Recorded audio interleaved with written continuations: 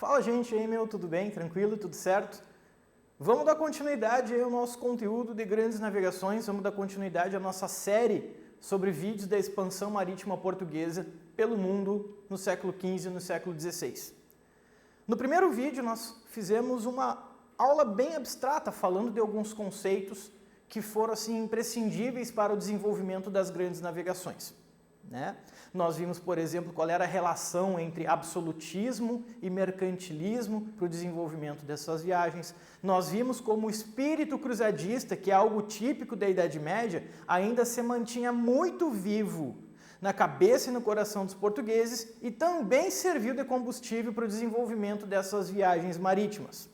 Esse é um conteúdo longo, então é por isso que estamos fazendo uma série. Hoje, nesse segundo vídeo, nós falaremos sobre as duas viagens desse cara conhecido como Diogo Cão, que raramente se fala dele em sala de aula. Geralmente, a gente acaba pulando para o Bartolomeu Dias, depois pula um pouco para o Vasco da Gama e a Rota do Cabo, e aí fala do Cabral e acaba focando mais no Cabral pelo fato dele ter tomado posse do Brasil em 1500. Tá? Nós vamos seguir uma ordem cronológica. Nós faremos hoje um vídeo sobre o Diogo Cão. Na próxima semana nós falaremos sobre a viagem do Bartolomeu Dias. Na próxima, viagem do Vasco da Gama, que possivelmente tem que ser dividida em duas partes. Nós falaremos da viagem do Cabral, não só a vinda dele para o Brasil, mas também a chegada e as ações dele no continente asiático. Tá? Nós falaremos, inclusive, também da morte do famoso Pero Vaz de Caminha. O famoso Pero Vaz de Caminha, que acabou morrendo quando acabou chegando lá na Índia, junto com o Pedro Álvares Cabral. Beleza. Nós vamos começar então aqui a ver agora o projeto de expansão marítima e comércio com a costa oeste africana. Geralmente, quando nós vimos isso nos nossos livros didáticos, dá a entender que os portugueses eles passaram reto. A África era uma espécie de empecilho a eles queriam chegar na Índia e a África estava no meio do caminho. Então vamos tentar chegar no fim da África, descobrir se a África tem um fim para passar por baixo. E a África a gente não tem interesse nela. O que é uma grande inverdade, né, gente? Quando os portugueses tomaram a cidade de Ceuta em 1415... eles viram toda a movimentação comercial que existia naquela região. Eles viram toda a movimentação comercial que existia por ali. E isso, obviamente, fez com que o olho e a ganância deles crescessem, falando, pô, tem muita riqueza fluindo dentro desse continente. Então, vamos explorar ele. Vamos explorar também os seus rios. Tá? E aí, no ano de 1483, o rei, que estava no poder desde 1481, conhecido como Dom João II, irá lançar a primeira viagem do total de duas viagens desse navegador conhecido como Diogo Cão. Tá? Diogo Cão. O Diogo Cão vai viajar em 1483 e depois em 1485. Ambas viagens patrocinadas pela figura do Dom João II, possivelmente um dos reis mais notáveis da Idade Moderna, né, que ele era sempre descrito como um rei de rosto comprido, barba longa, cabelo longo e um ar eternamente melancólico. Mas era um cara que tinha muita vontade de se expandir e de se fortalecer. A rainha Isabel de Castela, o posterior reino unificado da Espanha, ela referia-se ao Dom João II, que entrou para a história como Dom João II, o príncipe perfeito, ela referia-se a ele como apenas o homem. Quando ela falava o homem, ela estava falando do Dom João II, então olha a moral que esse cara tinha. Né? E aí, ele foi o cara que patrocinou as viagens do Diogo Cão.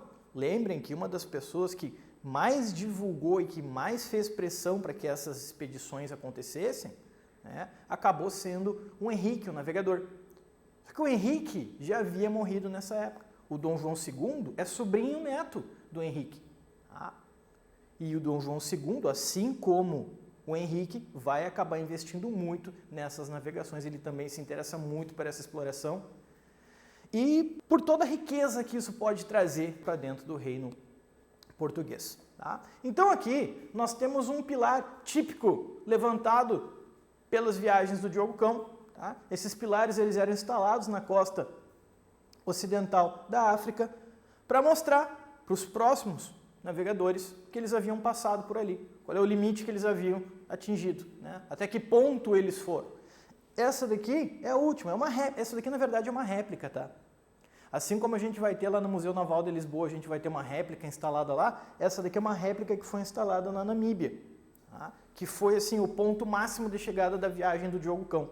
Em 1486 ele chegou até a Namíbia, eles instalaram esse grande pilar e acabaram voltando para Portugal. A viagem, então, ela acabou sendo vista por muitos como um fracasso. Mas isso é bem discutível, como nós vamos ver depois. Tá? Alguns historiadores, né, como Roger Crowley, ele utiliza esse pilar, ele faz uma comparação desses pilares como as bandeiras americanas colocadas dentro das naves espaciais no século XX, no século XXI. Eles estão saindo por aí explorando, eles querem deixar sua marca. É a mesma coisa que Portugal está fazendo aqui no século XV. A gente está viajando, a gente está explorando, a gente quer deixar a nossa marca também. Tá? Então, além de toda a riqueza que eles estavam vendo afluir dentro do continente africano através de Ceuta, e isso fazia com que o seu coração, a sua ganância, os seus olhos crescessem frente a essas riquezas, nós vamos ter também que lembrar que muitos mapas medievais circulavam dentro da Europa, consequentemente circulavam dentro de Portugal, e muitos desses mapas mostravam coisas que interessavam muito aos portugueses, como, por exemplo, um Atlas catalão do século XIV, que acaba mostrando para nós o grande líder do governo, o grande líder do Império Mali, o Mansa Musa, que ficou conhecido, né, como um dos caras mais ricos da história do nosso mundo, velho. O cara tinha um dinheiro inimaginável, o cara tinha uma quantidade de ouro inimaginável. E essas histórias chegavam até a Europa.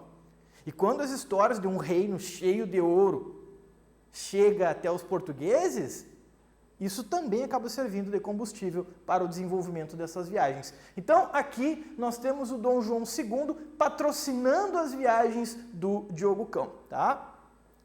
Olha só, nós vamos ter ainda, gurizada, dentro das viagens dele, que entender que, assim, não vai ser uma armada como a armada do Cabral, que teve 13 navios e levou uma tripulação de cerca de 1.500 pessoas. Não, nós estamos falando de uma viagem pequena, são expedições pequenas.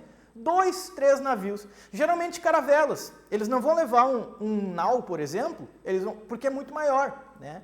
Nós vamos levar aqui caravelas. O mantimento que cabe é menor, nós temos um espaço menor para a tripulação, fazendo com que essas viagens elas fossem bem difíceis. Tá? Então, nós vamos ter as caravelas, que são basicamente a embarcação marca de Portugal nessa época, né? Eles utilizavam velas triangulares, velas latinas, que permitia que esses navios navegassem contra o vento. Então, por exemplo, esses navios eles conseguiam fazer uma curva na costa da Guiné contra o vento e manter o controle desses navios descendo a costa africana sem que acontecesse algum tipo de acidente. Então, apesar das caravelas serem navios relativamente pequenos, eles davam espaço para manobras que outros navios maiores não conseguiriam fazer. A gente vai ter relatos nas viagens do Diogo Cão, por exemplo, de alguns navios que subiram, foram rios acima, por exemplo, o Rio do Congo. A gente vai ver que existem relatos e marcas, até hoje, de portugueses que navegaram o Rio do Congo acima, cerca de 160 quilômetros. Isso é bastante coisa, isso é bastante coisa. Então, geralmente, na sala de aula, a gente tende a estudar que esses navegadores, eles navegaram do lado da África, viram a África como um obstáculo e eles não entraram no continente africano. Claro que não. Eles entraram no continente africano, eles se interessavam muito pelo continente africano. Muitas vezes, até porque os mapas que chegavam até eles mostravam que havia um caminho fluvial que levava, né, da África, os rios da África levavam de uma ponta até a outra, permitindo que eles saíssem no Mar da Arábia, como eles chamavam, para chegar até o Mar da Arábia viajando por meio dos rios do continente africano. Claro, eles vivem na Península Ibérica, gente. Eles vivem na Península Ibérica. Olha o tamanho da Península Ibérica, compara com o tamanho do continente africano. É impossível fazer essa comparação. O continente africano é muito maior. Então, muitas vezes eles navegavam, como foi o caso do Diogo Cão, e não chegava nunca ao final, até que ele coloca na cabeça, olha, isso aqui não tem fim, pô. Isso aqui não tem fim. Tá? Então, eles iam para essas viagens, obviamente, para também encontrar uma passagem por baixo da África, para conseguir encontrar uma passagem para as Índias, mas também eles iam para fazer comércio Eles desciam toda hora na costa e mantinham contato com os povos nativos daquela região. Existem pinturas do Diogo Cão, por exemplo, descendo na região do Congo, conversando com congoleses e tudo mais.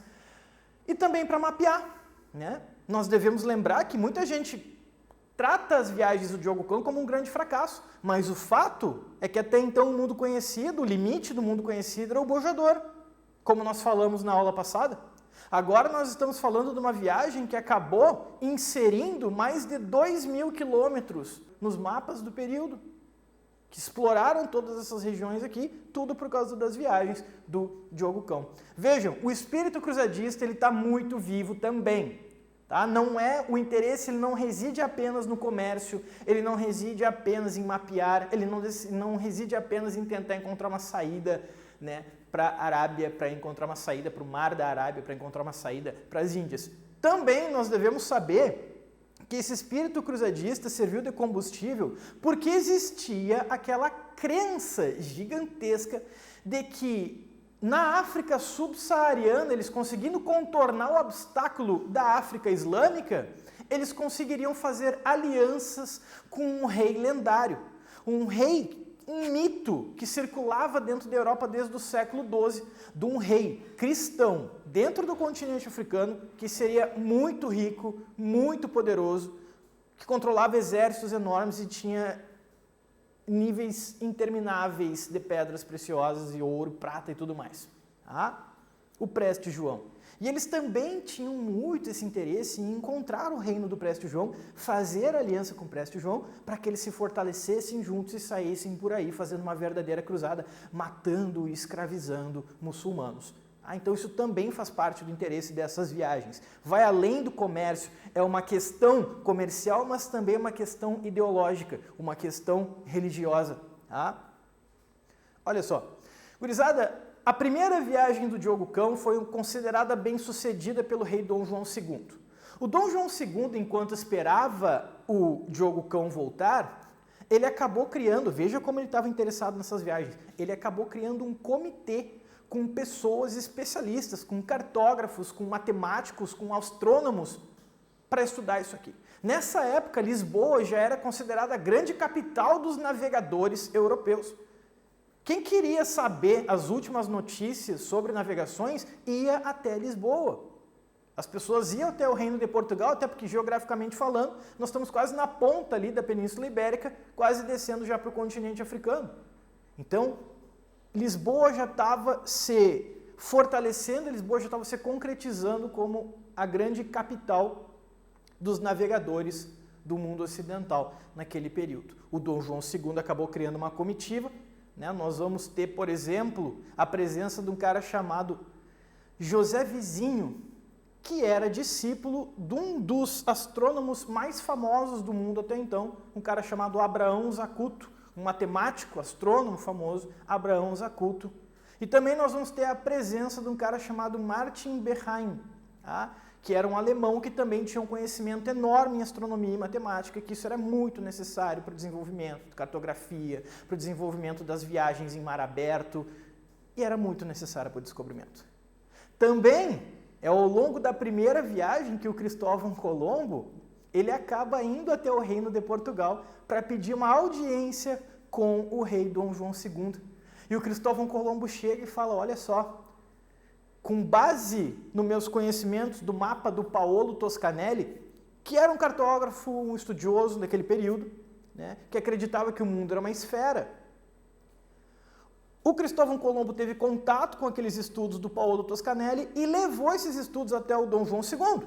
E o Dom João II, obviamente, ele aceitou aquilo ali, porque ele estava muito interessado em saber. Ele tinha a mente aberta em ouvir isso aí.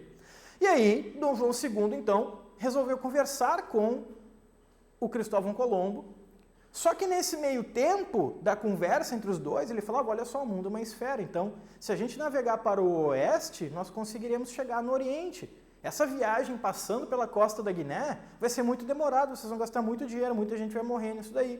Vamos navegar então para o oeste para dar uma volta para chegar até o Oriente. Esse era o plano do Cristóvão Colombo. Navegar para o ocidente para chegar no Oriente seria muito mais rápido e muito mais seguro. Claro que eles não sabiam, né, gente? A gente está falando aqui em 1483, 1485. Nessa época, vocês não têm noção da existência desse grande obstáculo no meio do caminho que acaba sendo as Américas, né? Não têm noção desse grande obstáculo ali. Existem relatos infundados e relatos que não são fortes, que chegam, às vezes, possíveis terras que foram encontradas em outros lugares, né, mais ao ocidente do mundo, mas isso aí é uma outra história, até, inclusive a gente vai ver melhor depois os relatos que circulavam, né, sobre a América nesse período, pessoas que possivelmente chegaram na América, né, antes desses navegadores, a gente vai falar um pouco disso também. Tá? Então, depois da primeira viagem do Diogo Cão, obviamente, ele relatou tudo que ele viu pelo caminho.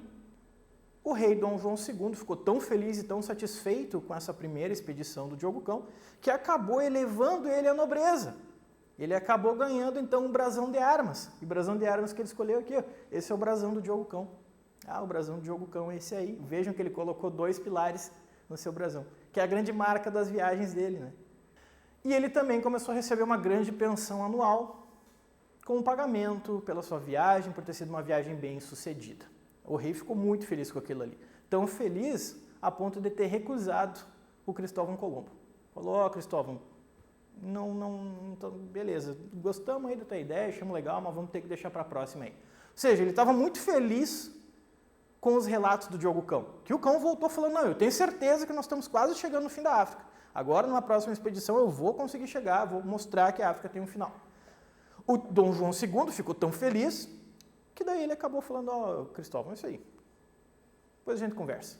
O Cristóvão ficou tão brabo, né, ficou se sentindo passado para trás, que o Cristóvão foi até o reino da Espanha. Né? O Cristóvão foi lá falar com o rei Fernando e a rainha Isabel, de Aragão e Castela, para que eles bancassem a sua viagem. Ele quis utilizar a rivalidade dos 2 reinos, né? Ele quis utilizar a rivalidade entre esses reis para que o Fernando e a Isabel bancassem a sua viagem. Foi justamente isso que aconteceu. Mas isso é um assunto que a gente vai trabalhar em outro vídeo. Tá? Aí o que vai acontecer? A segunda viagem nós vamos ter a presença de uma das pessoas ligadas à comitiva do Dom João II, que foi criada por ele, né? Nós vamos ter a presença do Martim Berrain. E aqui, nesse momento, essa viagem será considerada um fracasso, porque ele vai navegar e ele dizia que os navios dele estavam sendo levados para o leste, ele entendia que, né, estava se afunilando o continente africano. Do nada, ele vê que aquilo era só uma baía, e do nada, então, ele começa a ver que o continente começa a se alargar novamente, e ali ele vai perdendo as suas esperanças. Ele vai falando, olha só, eu acho que a África não tem fim. E ele foi navegando, e foi navegando, e foi navegando, até que ele chegou na região da Namíbia, na atual Namíbia, onde nós temos então aquele pilar que nós vimos no slide passado, no slide anterior. Nós vimos o pilar instalado na região da Namíbia, que é uma réplica, né? Mas teria sido ali por aquela região onde ele teria colocado o último pilar. E aí acabou voltando para Portugal. E aí, óbvio, nós temos algumas ressalvas sobre isso, né? Não se sabe exatamente o que aconteceu com o Diogo Cão, porque não se tem fonte sobre isso. Não existe fonte para falar o que aconteceu com ele aqui. Existem 2 possibilidades trabalhadas por alguns historiadores. A primeira possibilidade é que ele morreu na viagem de volta e teve o corpo dele jogado ao mar. E a segunda possibilidade é que ele voltou para Lisboa, teve uma audiência com o rei Dom João II e falou que não havia conseguido chegar no final do continente africano. O Dom João II ficou tão nervoso que acabou jogando ele no esquecimento. Que acabou tirando ele dos livros de história, basicamente. Tipo assim, então esquece esse cara aí, não se fala mais desse cara. Resultado é que hoje pouco se fala do Diogo Cão. A viagem dele foi imprescindível para a descoberta, né, da costa ocidental africana, pelo contato que os portugueses tiveram na compra de especiarias, depois começaram a fazer comércio de escravos e tudo mais, tá? Mas veja que a segunda expedição é considerada um fracasso. Então isso vai do olho muito de quem vê, né? De quem estuda isso daqui, vai do olhar de quem está estudando. Alguns vão considerar um fracasso, outros vão utilizar isso aqui. Não, mas olha como os mapas mudaram depois da viagem dele. Muita coisa foi adicionada a esses mapas depois da viagem do Diogo Cão. Tá? E não é só na costa ocidental da África que eles viajavam, né? Eles subiam os rios também, como nós comentamos. Uma das maiores provas disso é que subindo o rio Congo, nós vamos ter este famoso monumento na região das Cataratas de Ilala, que nós vamos ter então uma inscrição que foi descoberta apenas do ano de 1911. Alguns exploradores europeus estavam andando pela região ali do Rio Congo e acabaram encontrando essa inscrição. Vejam, não dá para ver direito, porque é uma coisa muito antiga, lá do século XV. Mas aqui já dá para ver assim, uma cruz e do lado o nome dos navegadores que chegaram ali. Tá? O nome dos navegadores que chegaram até aquela região. E está sendo escrito e é interrompido, dando a entender que eles morreram no momento em que estavam fazendo essa inscrição. Tá? Aqui nós temos ela um pouco mais de perto e também, né, meio que pintaram de branco aqui para ficar mais fácil de ver. Então, essa inscrição que foi encontrada, provando que os portugueses, na viagem do Diogo Cão, eles acabaram subindo muito esses rios, porque eles também acreditavam que, através desses rios, eles poderiam chegar até o rio Nilo, que se conectava com todo o resto da África, que eles acreditavam muito nisso. Alguns mapas medievais mostravam isso. Eles viajavam por aí nesses rios também, né, com o intuito de acabar encontrando o preste João e fazer uma aliança com ele. Só que, obviamente, nada disso aconteceu. Mas isso não fez com que o Dom João II desistisse das suas viagens. Pelo contrário, pouco tempo depois, no ano de 1488, ele acabou trazendo uma pessoa da casa dele, um cara chamado Bartolomeu Dias, para seguir esse projeto de exploração do continente africano, para conseguir cruzar ele, contornar ele e conseguir chegar até a Índia. Mas isso aí já é outra ideia, isso aí já é outra história. A gente segue falando disso na próxima semana. Tá, gurizada? Valeu, um grande abraço, nos vemos na próxima, hein? Falou!